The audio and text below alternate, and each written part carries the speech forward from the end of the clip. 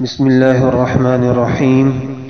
نبی کریم صلی اللہ علیہ وسلم کے فرمان کا مفہوم، جس میں آپ نے ارشاد فرمایا، اے لوگو، بارگاہ الہی میں توبہ کرو اور اس سے مغفرت طلب کرو، میں روزانہ 100 بار توبہ کرتا ہوں۔ ہمارا یہ عقیدہ ہے کہ اللہ کے بعد اگر کسی کی شان عظمت ہے تو نبی کریم صلی اللہ علیہ وسلم کی ہے، اور ہمیں سمجھنے اس حدیث مبارکہ سے یہ ہے کہ آپ جیسی عظیم ہستی اگر اللہ کے سامنے توبہ فرما رہے ہیں تو پھر مجھے اور آپ کو بھی اللہ کے سامنے توبہ کرنی چاہیے کہ نہیں کرنی چاہیے؟ یہی ہمارے لیے اس میں سبق ہے کہ ہم تو گناہوں سے لدے ہوئے ہیں، قدم قدم پر ہمارے گناہ ہیں، غلطیاں ہیں، کوتاہیاں ہیں۔